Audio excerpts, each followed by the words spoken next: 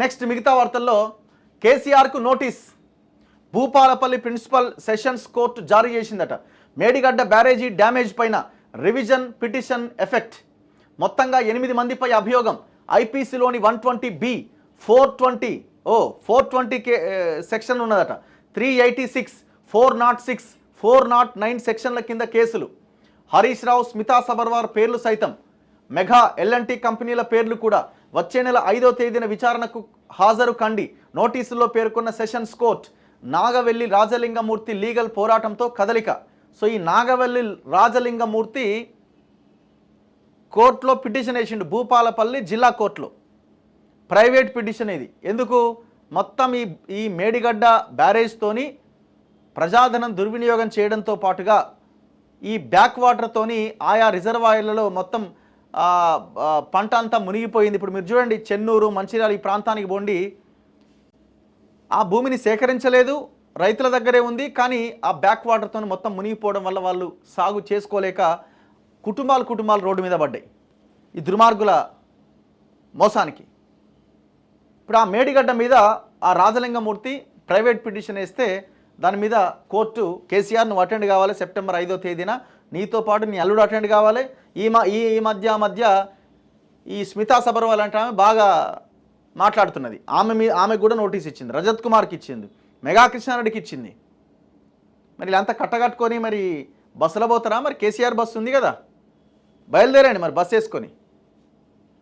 ఎవరెవరికి ఇచ్చిర్రు? కె చంద్రశేఖరరావు మాజీ ముఖ్యమంత్రి, హరీష్ రావు ఇరిగేషన్ మాజీ మంత్రి, రజత్ కుమార్ ఇరిగేషన్ మాజీ special secretary, Smita Sabharwal CMO మాజీ సెక్రటరీ, బి హరిరామ్ ఇరిగేషన్ మాజీ ఇంజనీర్ ఇన్ చీఫ్. ఏడునడి హరిరామ్ స్టిల్ ఈ గవర్నమెంట్లో కంటిన్యూ అవుతున్నాడు. ఎన్ శ్రీధర్ నాటి irrigation chief engineer, Krishna Reddy mega engineering managing director, Suresh Kumar general manager LNT company. మొత్తం 8 మందికి ఈ నోటీసులు ఇచ్చింది. మేడిగడ్డ బ్యారేజీ డ్యామేజీ విషయంలో మాజీ సీఎం కేసీఆర్కు భూపాలపల్లి ప్రిన్సిపల్ సెషన్స్ కోర్ట్ నోటీసులు జారీ చేసింది. ఆయనతో పాటు మొత్తం 8 మందికి నోటీసులు జారీ అయినాయి. మరి ఇప్పుడు కూడా ఏమంటావు ఆయన? మొన్న ఆయన నరసింహారెడ్డి గారి కమిషన్ నీకు నోటీసులు ఇచ్చినందుకు అసలు ఈ కమిషన్కి అర్హత లేదని సుప్రీంకోర్టు దాకా పోయిండు. మళ్ళీ ఇప్పుడు దీని మీద ఇప్పుడు ఈ కోర్టు మీద కూడా పోతావు ఆయన కొంపదీసి. ఏమంటే మరి రాత్రి అటు టైం అలా పొద్దుగాల అటు ఇటు ఇది తప్పి పొరపాటున అట్లాంటి పిటిషన్లు ఏమైనా వేసావు. కోర్టు అది రేవంత్ రెడ్డి వేసిందో లేకపోతే మోదీ వేసిన కమిషన్ ఇంకోటి కాదు, ఇది కోర్టు. ఇది మళ్ళీ కోర్టు మీద కూడా మీకు విచారణ చేసే అర్హతే లేదని మళ్ళీ ఏమైనా లెటర్ రాస్తావా? మరి ఇప్పుడు వీళ్ళు పోవడానికి అవకాశం ఖచ్చితంగా ఉంటుందా అంటే నేను అనుకోవడం అడ్వకేట్ని పంపించడమో ఇంకోటి చేయడమో జరుగుతుంది. నేను అనుకోవడం మరి అడ్వకేట్తో మాట్లాడాలి. ఆయనతో పాటు మొత్తం 8 మందికి నోటీసులు జారీ అయినాయి. అందులో కేసీఆర్, హరీష్ రావు, రజత్ కుమార్, స్మితా సబర్వాల్, హరిరామ్, శ్రీధర్తో పాటు మెగా ఎల్ఎన్టీ కంపెనీ పేర్లు సైతం ఉన్నాయి. వచ్చే నెల 5వ తేదీన జరగబోతున్న విచారణకు వీరంతా హాజరు కావాలని నోటీసుల్లో పేర్కొన్నది కోర్టు. ఒకవైపు కాళేశ్వరం ప్రాజెక్టుపైన సుప్రీంకోర్టు మాజీ న్యాయమూర్తి జస్టిస్ పినాకీ చంద్ర ఘోష్ నేతృత్వంలోని ఎంక్వైరీ కమిషన్ దర్యాప్తు జరుపుతూ ఉండగానే భూపాలపల్లి సెషన్స్ కోర్టు నుంచి 8 మందికి నోటీసులు జారీ కావడం గమనార్హం. ఈ 8 మంది పైన ఐపీసీలోని 120B 386, 406, 409, 420 సెక్షన్ల కింద కేసులు నమోదయ్యాయి. మేడిగడ్డ బ్యారేజీలోని 7వ బ్లాక్లో పిల్లర్లకు డ్యామేజీ జరిగినప్పుడే నాగవెల్లి రాజలింగమూర్తి పోలీసులకు ఫిర్యాదు చేశారు. కేసీఆర్, హరీష్ రావు సహా 8 మందిని నిందితులుగా చేర్చాలని కోరారు. ఇప్పటికే కాళేశ్వరం ప్రాజెక్టు అసిస్టెంట్ ఇంజనీర్ ఈ ఘటనపై స్పందించి మేడిగడ్డ ఘటన వెనుక వామపక్ష తీవ్రవాదుల కుట్ర ఉండొచ్చని ఆనాడు అభిప్రాయపడ్డాడు. ఈ దొంగలంతా నోరు మూసుకున్నారు. ఇప్పుడు ఎవరు మాట్లాడతలేడుగా.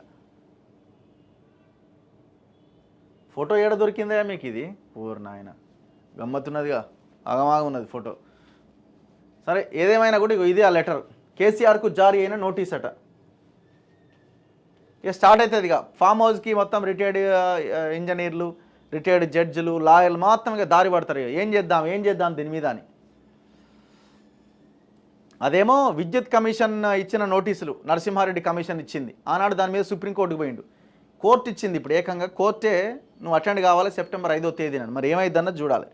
ఆప్షన్స్ ఏముంటాయో మరి.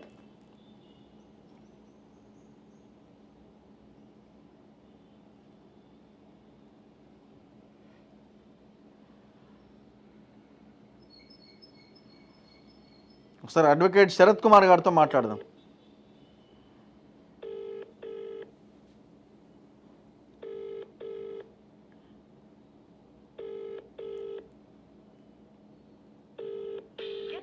12% off your first.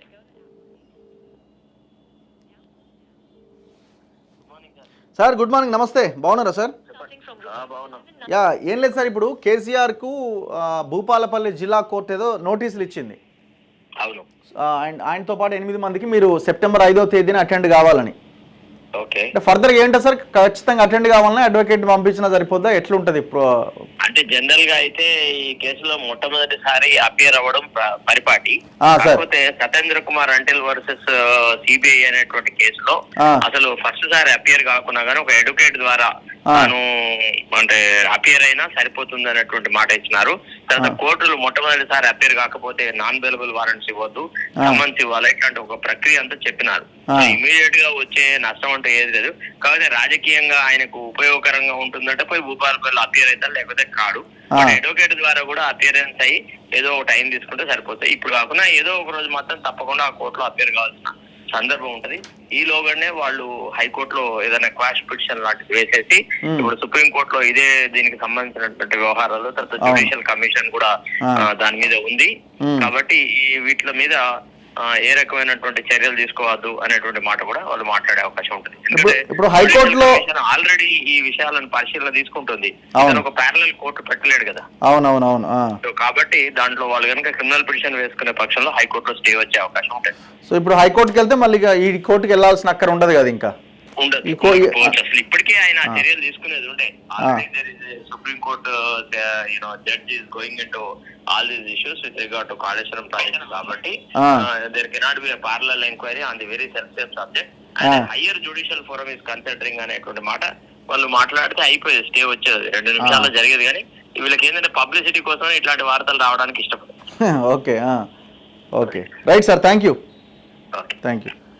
So very clear, ఆయన కోర్టుకు వెళ్ళే అవకాశం, సరే నోటీస్ వచ్చింది అన్నదే మనకి ఇక్కడ హైలైట్ పాయింట్ అంతే. విషయం ఏంటంటే ఇక్కడ మనం అర్థం చేసుకోవాల్సింది మేడిగడ్డ ప్రాజెక్టు, మేడిగడ్డ బరాజు, దాంతోపాటు అన్నారం సుందిల్లో ఓవరాల్ కాళేశ్వరం ప్రాజెక్టు అవినీతి, ఇది ఫోకస్ అవ్వడానికి ఒక వార్తగా మనం దీన్ని చూడాలి తప్ప కేసీఆర్ ఏదో అటెండ్ అవుతాడని, లేదు ఇక ఆయన వెళ్ళిపోయి ఇక జైలుకి పోతాడని ఇట్లాంటివన్నీ కాదు. ఇప్పుడు మళ్ళీ వీళ్ళు హైకోర్టుకి వెళ్ళడం, అడ్వకేట్ గారు చెప్పినట్టు అదే జరుగుతుంది. ఆయన కోర్టుకు వెళ్ళే అవకాశాలు ఎట్టి పరిస్థితులు ఉండవు. నేను ఇంతమంది ఈనాడు పేపర్లో చదివినప్పుడు కూడా అదే విషయాన్ని చెప్పడం జరిగింది.